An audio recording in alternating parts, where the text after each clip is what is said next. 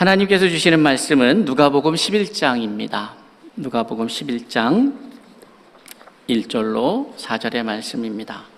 누가복음 11장 1절로 4절입니다. 예수께서 한 곳에서 기도하시고 마치심에 제자 중 하나가 여짜오되 주여, 요한이 자기 제자들에게 기도를 가르친 것과 같이 우리에게도 가르쳐 주옵소서.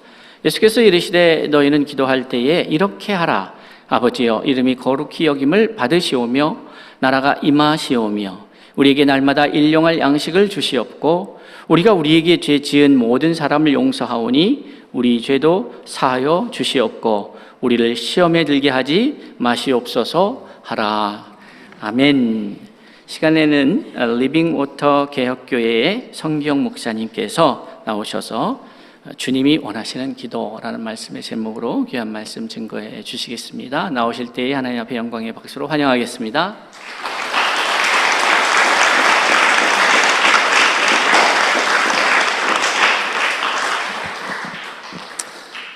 감사합니다. 우리 이 목사님과 이렇게 하나님의 말씀을 함께 나눌 수 있게 기회를 주신 우리 충신교회에 진심으로 감사드립니다. 제가 전번에 한국에 들어왔을 때가 2020년도예요.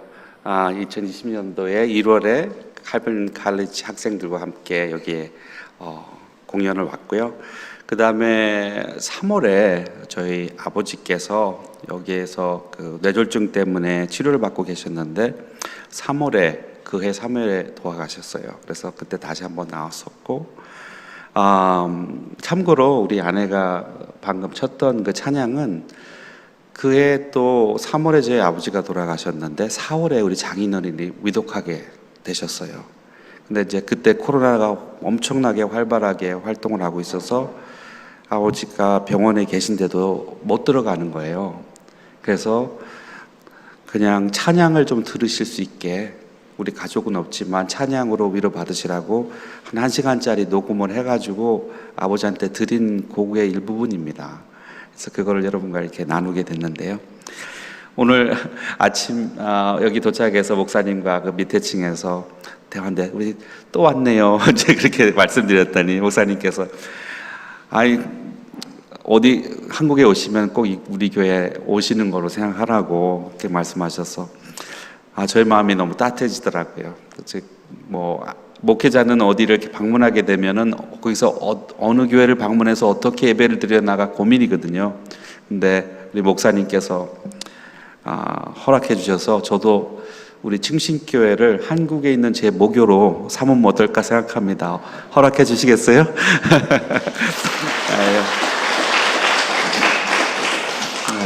감사합니다. 저는 이 교회의 또 코디엠 그 사역의 비전이 생명대에 흩어지자 하는 거잖아요. 저는 42년 전에 미국 땅으로 흩어져서 그 사명을 담당하려고 삶을 살고 있는 성기영 목사입니다.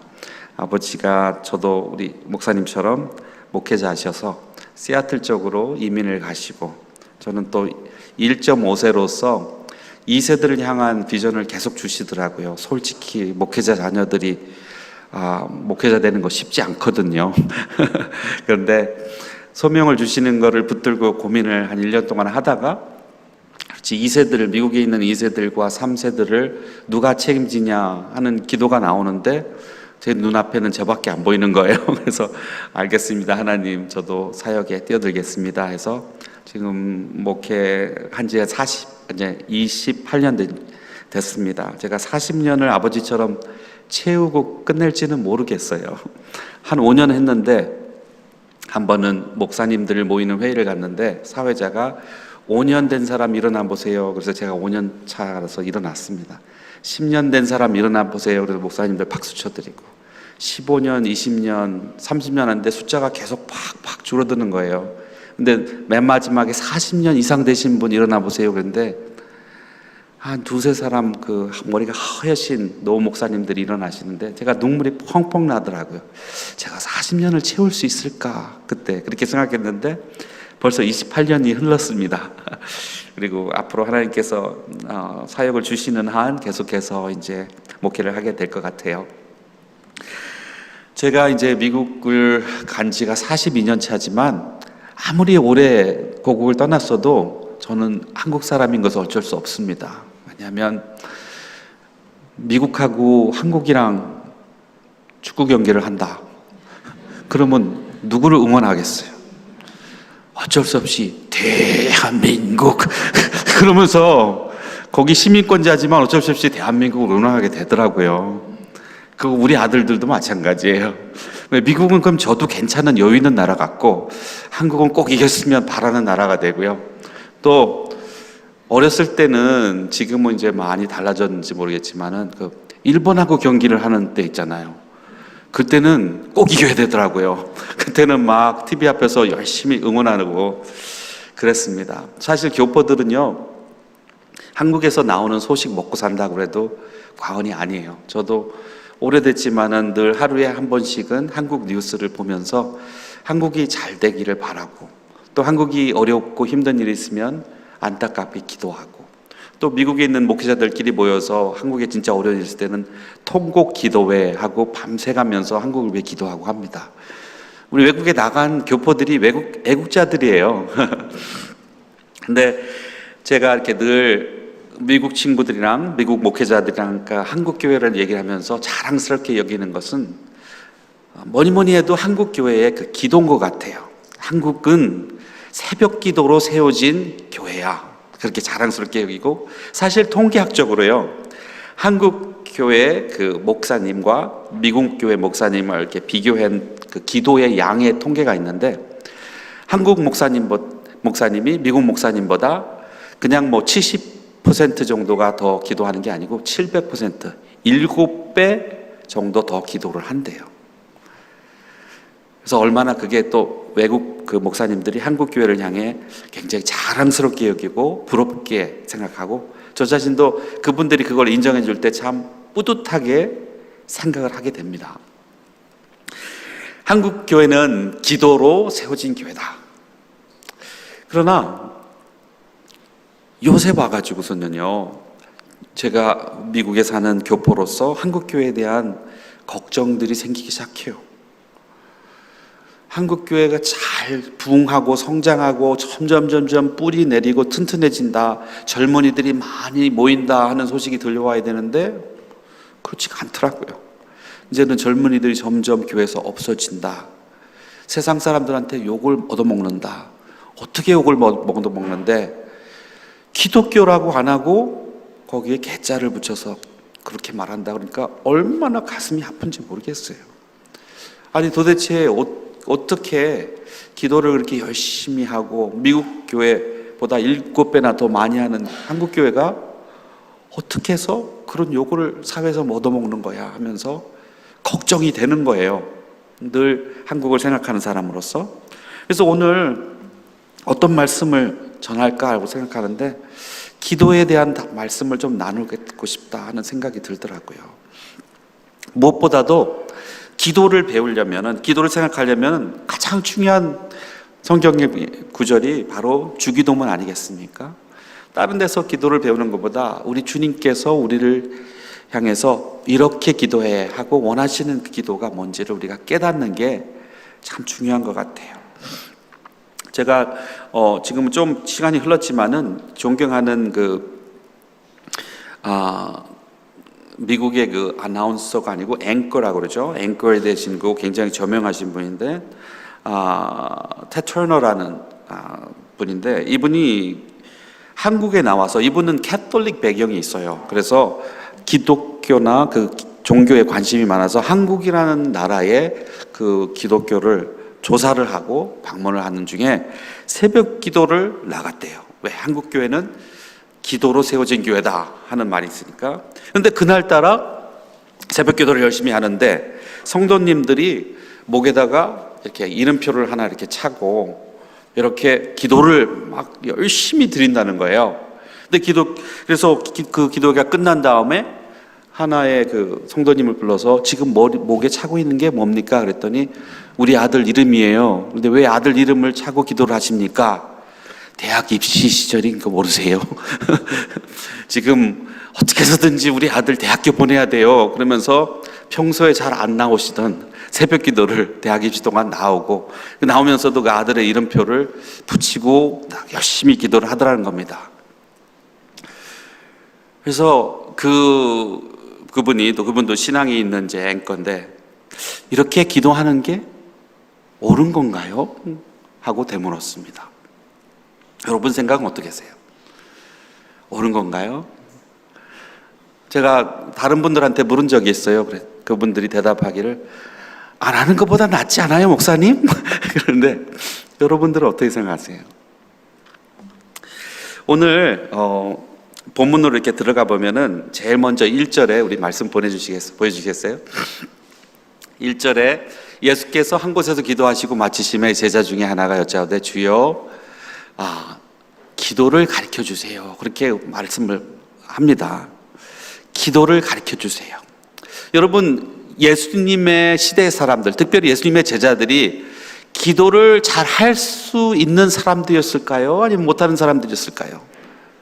이들이 기도를 잘 할 줄 몰라서 예수님 우리 기도 잘 못해요, 기도 좀 가르쳐 주세요 하는 질문이었을까요? 하는 대답을 먼저 우리가 알아야 됩니다. 거기에 대한 대답은 아닙니다. 사실은 그 시대 사람들은 그 글을 쓴 것보다는 모든 것을 그 귀로 듣고 외우는 시대였기 때문에 기도를 여러 기도문을 통 외워서 이거를 늘 습관처럼 하루 종일 기도를 했던 분들이에요. 사실 무슬림 사람들, 아랍 사람들이 하는 그 하루에 5번 하는 기도의 그 제도가 이스라엘 사람들에게서 고스란히 받은 제도입니다. 이분들은 케데시라는 기도, 그 다음에 샤카리트라는 기도, 이건 아침에 드리는 기도, 그 미나 애프터눈 기도, 그 다음에 또 마립, 그거는 또 저녁에 드리는 기도, 그리고 18번 내리 기도는 기도, 하루에 종일 해야 될 기도들이 어마어마하게 많았어요. 이분들을 기도할 줄 모르느냐? 그렇지가 않습니다. 우리보다 오히려 더 기도를 하루 종일 많이 했던 분입니다. 자, 그러면 왜 예수님의 제자 하나가 예수님 저에게 기도를 좀 가르쳐 주세요 하고 여쭙을까요? 그리고 왜 거기엔 대답으로 예수님은 주기도문을 제자들에게 주셨고 또 우리에게 주셨을까요? 1절로 다시 돌아가 봅니다. 제가 스킵한 부분이 하나가 있죠. 주님께서 기도하시고 마치심에 제자 중 하나가 여짜오되 주여 우리 기도를 가르쳐 주세요 했지만은 거기에 토를 달립니다. 요한이 자기 제자들에게 기도를 가르친 것 같이 그것과 같이 우리에게도 가르쳐 주세요 그래요. 요한이 여기 누구죠? 세례 요한 맞습니다. 세례 요한이에요. 그러니까 세례 요한이 자기의 밑에 있는 제자들에게 기도를 가르쳐 준 것처럼 우리에게도 기도를 가르쳐 주세요 하는 요구였던 것입니다. 여러분, 그 시대에 예수님 시대에 여러 파가 있었어요. 종교에. 우리 그 슬라이드를 보여주시면 여러분들도 아시죠? 성경에 나오는 사두개인들 있죠. 사두개인들은 그 당시에 제일 높은 사회적 지위가 제일 높은 분들이었고요. 또 경제적으로 제일 잘 사는 분들이었고 그 당시에 종교 재판을 할 수 있는 산헤드린이라는 그 가장 높은 그 결정 기관을 장악하고 있었고 또 그 예수님 당시에 그 예배를 드리는 모든 것을 관리하고 거기에 돈 관리를 하는 사람들이라서 굉장히 부자들이었어요. 그렇지만 사람들에게 존경은 받지 못했습니다. 왜? 그 사람들은 부활이 있다고 믿지를 않고 자기 시대에 자기들이 잘 먹고 잘 살면은 하나님의 축복을 다 받은 것이라고 생각하고 다른 사람들에 대한 개념이 없었고 다른 가난한 사람들 도와주는 일도 없었어요. 그렇지만 반대로 바리새파가 있었습니다. 여러분, 바리새파는 우리 예수님이 마음을 꿰뚫어 보시기 때문에 이 회칠한 무덤이라고 욕을 하셨지만 그 당시에 있는 사람들이 최대로 많이 존경했던 가장 그래도 권위 있었던 종교기관, 종교단체였습니다. 한 가지로 말씀드리면 바리새인들은요, 우리 한국으로 치면은 독립투사의 자녀들이에요. 그 구약 성경이 끝나고 신약 성경이 시작되는 그 400년의 역사가 역사에 하나님의 계시가 없어서 성경이 적어지지 않았지만 이스라엘 백성의 역사는 계속 흘렀는데요. 그 사이에 그리스에서 내려와 가지고 이스라엘 또 점령을 하게 돼요. 그 사람들이 정말 악랄하게 그 이스라엘 사람들의 정신을 죽여버리기 위해서 그 성전에 돼지를 가지고 제사를 드려버려요. 돼지는 여러분 아시죠? unclean, 그 부정한 동물이기 때문에 우리 이스라엘 사람들은 기르면 안 돼요. 근데 그 부정한 동물을 가지고 성전에서 제사를 드렸다는 것은 이 사람들의 정신 세계를 부셔버리겠다는 작정이거든요. 그것을 보다 못해서 그 사람들이 싸우면서 이 사람들을 대적을 합니다. 그러나 그리스 사람들은요, 전 세계에서 가장 훌륭한 군대를 갖고 있던 사람들이에요. 절대로 이길 수 없는 전쟁이었습니다. 근데 하나님이 이들에게 축복하셔서 이 전쟁을 이기게 하세요. 그 전쟁을 이끈 사람들이 그 사람 중에 하나가 그 헤시디언이라고 페리시, 그 바리새인들의 그 부모들이 되는 겁니다. 그렇기 때문에 바리새인들이 굉장히 존경받았었어요. 그 다음에 에세네파는 세상은 더럽고 추하고 죄가 많아, 우리는 하나님의 백성들이기 때문에 거룩하게 구별돼야 돼 하면서 따로 자기들만 모여서 살던 사람들입니다. 그리고 그 다음에는 질랏, 열심당이죠. 이 열심당은 로마 그 정권의 그 힘을 우리는 무력으로 싸워 이길 것이다 하면서 무력으로 그들과 대결하는 사람들이었습니다. 역사에 보면은 예수님의 12제자 중에 하나인 누구죠? 우리 가룟 유다, 예수님을 배반한 가룟 유다가 열심당의 한 사람이었다는 것을 우리가 알 수 있죠. 그 다음에 우리가 아는 세례 요한도 한 팔을 가지고 있었고요. 그 다음에 새롭게 그쪽으로 이제 파장을 일으키는 예수파, 예수님도 이제 제자들이 막 모이기 시작한 때입니다. 이 시대의 사람들은 자기 그 파가 존재하는 이유, 또 자기가 지금 현대말로 말하면은 우리 회사가 존재하는 비전 스테이트먼트, 그런 거, 비전, 우리 제가 어렸을 때 한국 에서 국민학교, 그때는 국민학교를 썼어요. 그때 국민교육 현장이라는 것을 외우게 했어요. 그래서 저도 아직도 기억이 나요. 지금 40년도 넘었는데 우리는 민족 중흥의 역사적 사명을 띠고 이 땅에 태어났대요. 세상에. 그거 어린애들이 그걸 뭘 한다고 그걸 딸딸 외우게 하더라고요. 근데 그거 마찬가지로 이 시대 때도 사두개파도 바리새파도 이 사람들이 자기들의 그 사명감을 그대로 나타내는 그 비전 스테이트먼트가 있었단 말이죠. 그것이 모든 파에 있었고, 세례 요한의 그 파도, 우리는 이것 때문에 존재하고 우리가 추구하는 비전은 이것이야 하고 말하는 것이 이분들이 있었는데, 이분들은 다 그 시대는 이거를 다 기도문으로 만들어서 매일 이거를 기도를 했던 거예요.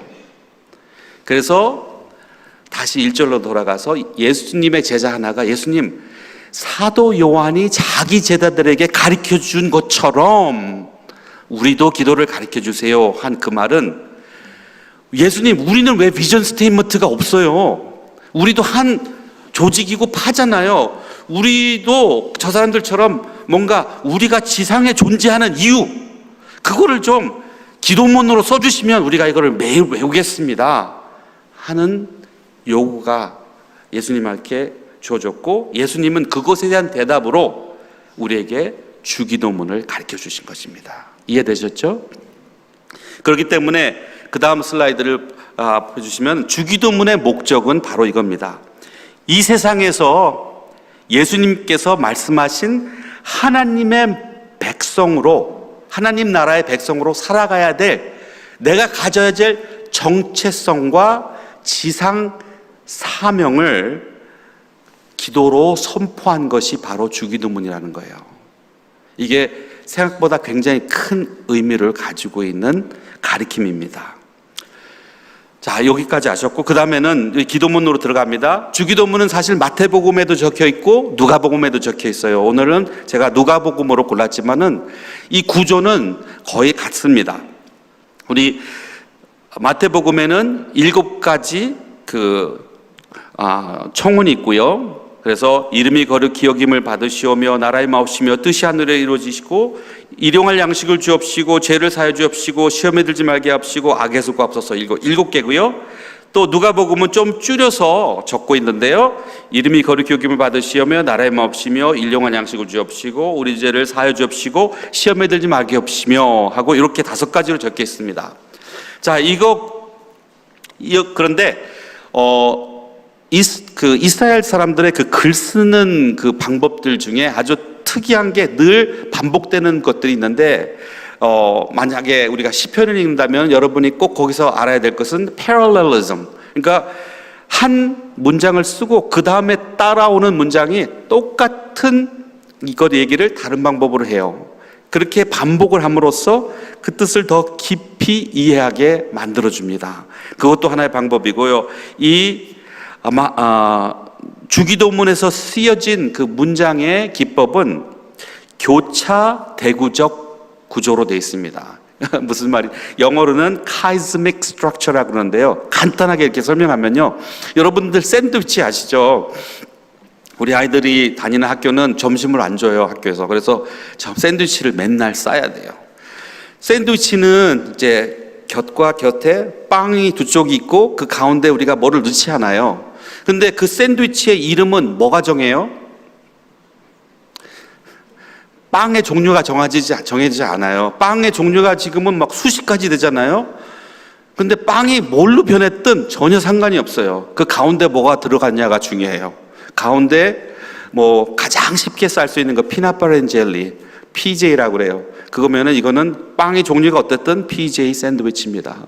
마찬가지로 햄 앤 소시지가 들어가면은 이건 햄 앤 소시지 샌드위치가 되는 것처럼 이 카이스믹 구조라는 것은 이 문장을 딱 만들었는데 거기에 핵심을 우리에게 전달하기 위해서 마치 샌드위치를 만드는 것처럼 요게 중심이야 하고 우리에게 가르쳐주는 구조입니다. 근데 주기도문이 그렇게 돼 있다는 거예요. 근데 그러면 주기도문을 우리 한번 구조로 다시 보면은 이거는 지금 마태복음의 구조인데 그래도 괜찮습니다. 어쨌든 A, B, C, D, C 프라임, B 프라임, A 프라임 이렇게 돼 있어요. 그러면 A와 A는 빵 역할을 하는 겁니다. 그죠? 그리고 B와 B도 빵 역할을 하고 C와 C도 빵 역할을 하고 사실은 그 샌드위치의 이름을 정하는 부분은 가장 중심에 있어요. 그러니까 카이즈믹 스트럭처는 홀수여야만 돼요. 근데 그 한가운데 뭐가 있어요? 일용할 양식을 주옵시고. 여러분 주기도문의 핵심이 일용할 양식을 주시옵시고 한 거 아셨어요? 몰랐죠. 어떻게 이게 제일 약한 것 같은데 이게 중심일까요? 한 대답을 우리가 찾아야 됩니다. A와 A 프라임이 어떻게 연결이 되느냐? 우리 하나님의 이름이 악을 이김으로써 거룩히 여기심을 받고요. 그 나라의 임하시옵시며 그리고 시험에 들게 하옵시며 그거는 그 영적 전쟁에서 이김으로써 하나님의 나라가 이기는 그 하나님의 뜻이 이김을 나타내고요. 또 우리의 죄를 사하시는 것이 우리 하나님의 뜻이기에 그래서 우리에게 구원을 베푸시는 게 하나님의 뜻이기에 C와 C 프라임, B and B 프라임, A and A 프라임이 이렇게 연결이 되고요. 한가운데 일용할 양식을 주옵시고가 있습니다. 자, 일용할 양식을 주옵시고를 우리가 한번 생각해 봐요. 일용할 양식. 여기 일용할 양식이 굉장히 좀 특이한 말입니다. 매일 우리에게 일용할 양식을 주세요 하고 이렇게 돼 있거든요.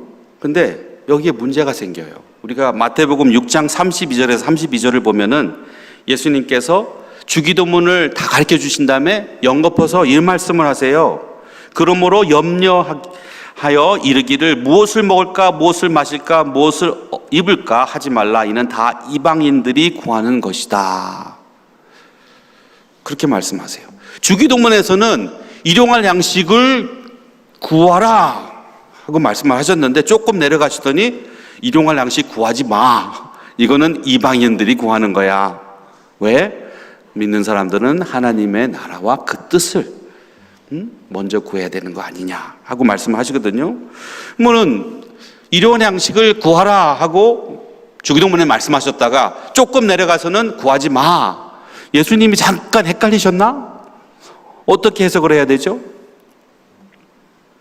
우리가 이것을 해석하려면은 도대체 일용할 양식이라는 단어가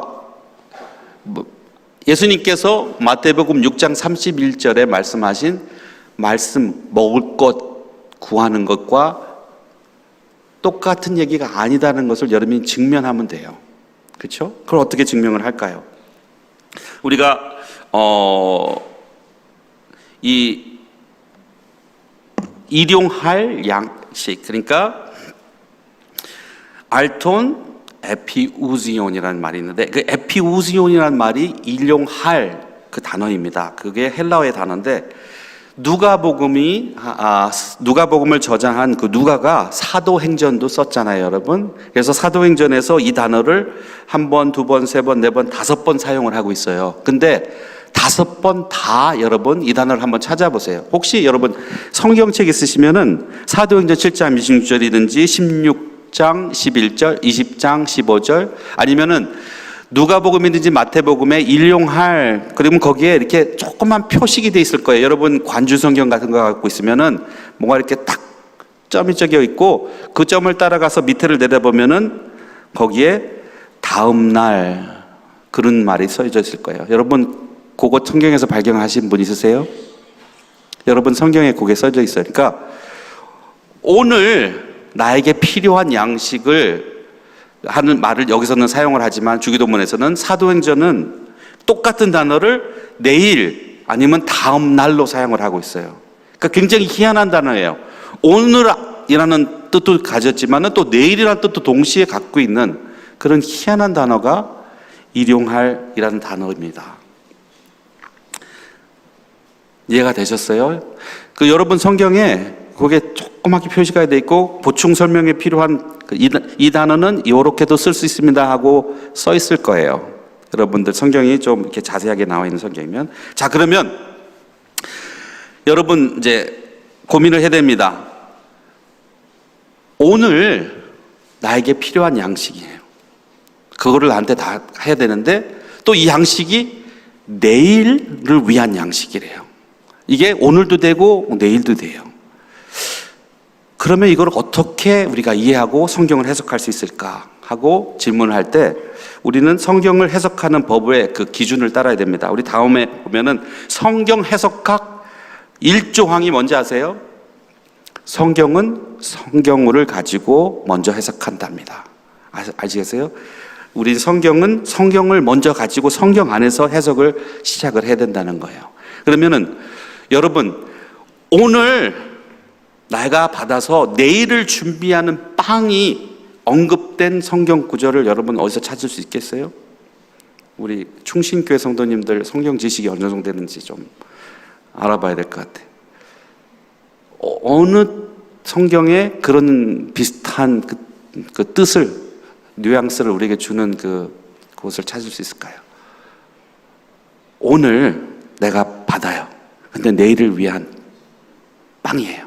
그게 뭐예요? 이거 지금 그냥 진짜 질문이거든요. 오늘 받아서 내가 내일을 준비하는 빵. 여기 집사님,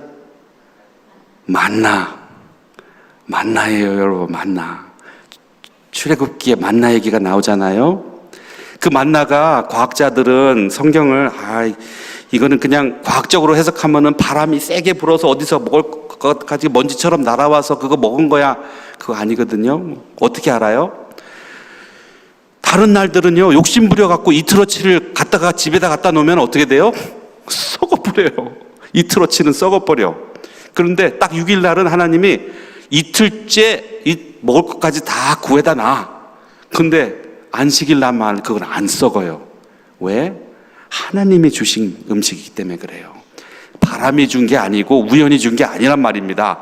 하나님이 하늘에서 나리신 진정한 먹을거리란 말입니다.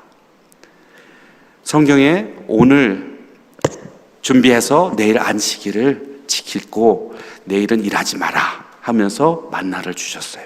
그렇죠? 성경을 해석할 때 그러면은 이 구절이 만나랑 약간 연결이 있나 보다. 여러분 딱 생각을 하셔야 돼요. 그죠? 자, 출애굽기에 그게 나오냐? 맞습니다. 출애굽기 16장 23절부터 또 25절 26절에 바로 말씀하신 내일은 휴일이니 여호와께 거룩한 안식일이라. 그날은 음식을 거두지 말고 미리 오늘 걷어서 내일을 준비하라 하고 말씀하십니다. 그래서 일용할 양식을 우리가 생각할 때 이것은 뭔가 내가 받아야 될 것이 하나님께서 나에게 오늘 주셔서 내일을 꼭 필요하게 쓰도록 나에게 허락하시는 하늘에서 내리는 양식이구나 하는 것을 우리가 생각할 수 있어요. 자, 근데 하나 더 나가서 이 만나의 주인공이 따로 있습니다. 어떻게 알죠? 우리가 요한복음 6장 30절에서 35절을 보면은 예수님께서 이렇게 말씀하세요. 너희가 묻되 그러면 우리로 보고 당신을 믿게 행하는 표적이 무엇이니까 하시는 일이 무엇이니까 기록된 바 하늘에서 저희에게 떡을 주어 먹게 하셨다 함과 같이 우리 조상들은 광야에서 만나를 먹었나이다. 예수께서 이르시되 내가 진실로 진실로 너에게 이르노니 하늘에서 내린 떡은 모세가 준 것이 아니라 오직 내 아버지가 하늘에서 내린 참 떡을 너에게 주시나니 하고 또 그렇게 말씀하고 있고요. 더 내려가서 30절 35절 보면은 너희가 가로되 이 떡을 항상 우리에게 주소서. 저희가 그렇게 말했어요. 예수께서 가라사대 내가 곧 생명의 떡이니 내게 오는 자는 결코 줄이지 아니할 터이요 나를 믿는 자는 영원히 목마르지 아니하리라. 나는 하늘로서 내려온 산떡이니 사람이 이 떡을 먹으면 영생하리라. 아멘. 여러분, 예수님을 믿는 모든 사람들, 그 당시의 제자들과 또 우리에게 주시는 지상 명령, 우리가 존재해야 될 이유, 우리가 살아나가야 될 비전 스테이먼트로 우리에게 주신 주기도문의 핵심이 일용할 양식을 구하라 그랬는데 그 일용할 양식의 주인공은요 바로 예수님이래요. 그러니까는 우리의 모든 기도의 방향과 목표와 비전이 나에게 예수님을 주세요 하는 기도로 시작해야 되고 그걸로 끝나야 된다는 말입니다. 여러분 점심시간에 짧게 눈 감고 기도할 때도 그 기도가 나에게 예수님을 주세요 하는 것으로 핵심을 가져야 되고요. 여러분의 모든 기도가 나에게 예수를 주세요 하는 것으로 중심이 돼야만 여러분의 기도가 바르다는 거고 여러분들이 이 세상에서 살아나가는 목적을 달성하고 여러분의 비전을 달성하는 기도가 된다는 것입니다. 아멘. 자, 요약을 하면요. 처음에 속도로 돌아가서 이 목에다가 자녀들 걸고 평소에 안 나오던 새벽기도 나와서 주님 주세요 주세요 주세요 우리 아들 좋은 대학교 가게 해주세요. 그 기도가 오르냐 안 오르냐 그 대답을 하기 전에 그분들이 그 자리에서 그들의 마음 중심에 그날 아침의 기도가 오늘도 저에게 예수님을 허락하여 주세요 하는 기도가 제대로 기도졌다면은요 나중에 요새 와서 또 이제 기도에 대한 큰 책을 쓰신 그 목사님이 팀 켈러 목사님입니다. 그 목사님의 책에 정말 여러분의 마음의 중심에 예수님이 있고 여러분의 궁극적인 목적이 예수님이라면 그것이 바로 섰고 여러분의 그 기본이 바로 돼 있다면은 그 다음에 다른 필요한 거 구해도 괜찮다. 나에게 필요한 거 진짜 돈도 필요하고 이것도 필요하고 그거 내가 예수님 안에 있다면 예수님을 궁극적으로 원하는 거라면 그것도 괜찮다고 말하세요. 그러니까 그것이 먼저 되면 안 된다는 거죠. 자녀가 대학교 가는 것이 먼저가 돼서는 안 되고 나 삶에 예수님을 더욱더 바랍니다. 이 세상에 그 무엇보다도 소중한 것은 예수뿐입니다 하는 것이 여러분의 마음속에 정립이 된다면은 그 다음에는 여러분 다른 거 원하셔도 돼요. 왜? 너희가 내 안에 거하고 내 말씀이 너 안에 거하면 무엇이든지 구하라. 그러면 너희에게 이루리라 하셨잖아요. 바로 그 뜻이에요. 여러분, 이제부터는요, 우리 한국교회 기도가 좀 더 달라져야 될까 싶지 않아요. 무조건 그 옛날에 귀복신앙에 엮여져 주세요 주세요 하는 거 하지 말고, 여러분들 기도가 앉아서 기도 탁 눈 감고 기도 시작할 때 예수님을 먼저 바라보고 예수님을 먼저 원한다면은 여러분의 기도의 그 방향이 바라질 거예요. 하나 먼저 그 샤만처럼 무당처럼 그런 식으로 이거 달라 저거 달라 하나님을 마치 그 자판기처럼 나 여기다 기도 넣었으니까 이제 뭐 하나 주세요. 그런 식으로 사용하지 말란 말입니다. 자, 적용하겠습니다. 누가복음은요 재밌어요. 왜냐하면 다른 어떤 그 복음서보다 성령에 대한 언급이 배가 많아요. 근데 가만히 이제 그거에 대한 그 질문을 하는데 왜 그럴까 하는 질문을 사람들이 던졌습니다. 근데 그거에 대한 대답을 저는 가장 좋은 대답을 누구한테 찾았냐면은 그 영성의 대가인 유진 피럴슨이라는 목사님이세요. 지금 돌아가셨지만 그분이 먼저 우리에게 질문해요. 누가가 예수님의 제자였느냐 하고 물어요. 맞아요? 예수님의 직접적인 제자는 아니었어요. 그죠? 마태는 제자였습니까? 12제자 중에 하나죠. 요한은 12제자 중에 하나죠. 마가는 어때요? 예수님과 같이 있었어요? 같이 있었어요. 우리 마가복음 끝부분을 보면은 겟세마네 동산에서 무서워갖고 막 도망가다가 옷도 다 벗어지고 빤스바람으로 도망간 친구를 언급을 해요. 이름은 안 돼요. 왜? 자기니까. 마가도 예수님과 같이 있었어요. 누가는 예수님과 같이 없었어요. 근데 누가는 도대체 어떻게 예수님의 1세대를 복음서로 적어냈을까요? 누가는 베드로와도 같이 시간을 보냈고 바울 사도하고 같이 시간을 보냈습니다.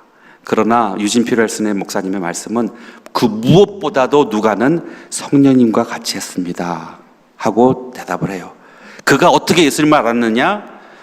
그렇죠. 베드로한테 배웠겠죠. 그렇지만은 성령님이 가르쳐 주셨을 것이다. 그래서 그는 계속해서 누가복음에서도 또 사도행전에서도 성령님의 얘기를 많이 한다 하고 얘기를 해요.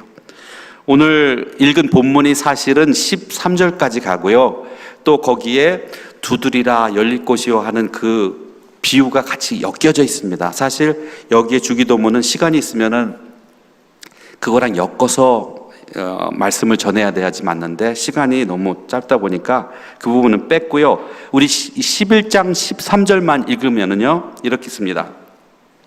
너희가 악할지라도 좋은 것을 자식에게 줄 알거든 하물며 너희 하늘 아버지께 구하는 자에게 성령을 주시지 않겠느냐 하고 물어요.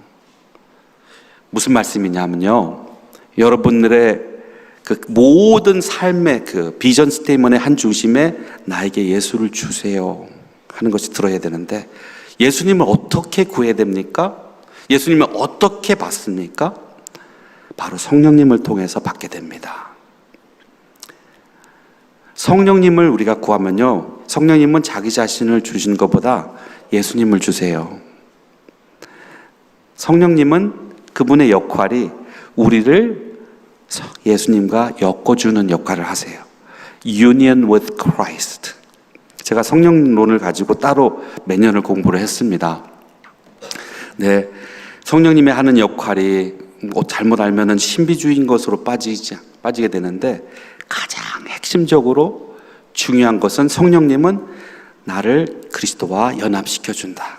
그리스도의 죽음에 나의 죄를 죽게 하고 그리스도의 부활의 삶에 나를 엮어서 그 그리스도께서 이 세상을 회복하시는 일에 나의 삶이 접목되게 하신다. 사실 이 교회의 목적도 마찬가지예요.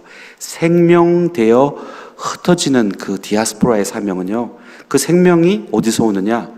생명 대신 우리 성령님, 성부 하나님께서 성자 하나님을 살리기 위해서 성령 하나님을 보내세요. 그래서 부활이라는 것을 완성하시고 그 부활이 첫 열매라고 그러셨어요. 여러분의 삶 속에 죽은 부분이 성령님을 통해서 사라진다는 겁니다. 그래서 여러분이 생명이 돼서 진짜 흩어지려면요, 여러분의 그 생명의 떡인 예수님을 가져야 되는데 그 방법은 유일해요. 성령님을 구할 때 성령님을 통해서 여러분의 삶에 예수님과의 연합이 이루어지는 겁니다. 아셨죠? 그래서 주기도문 우리를 생각하시면서 여러분 앞으로 기도가 짧은 기도든지 아주 긴 기도든지 그 중심에 나에게 예수를 주세요 하는 기도가 이루어지기를 축원합니다. 자, 기도하시겠습니다.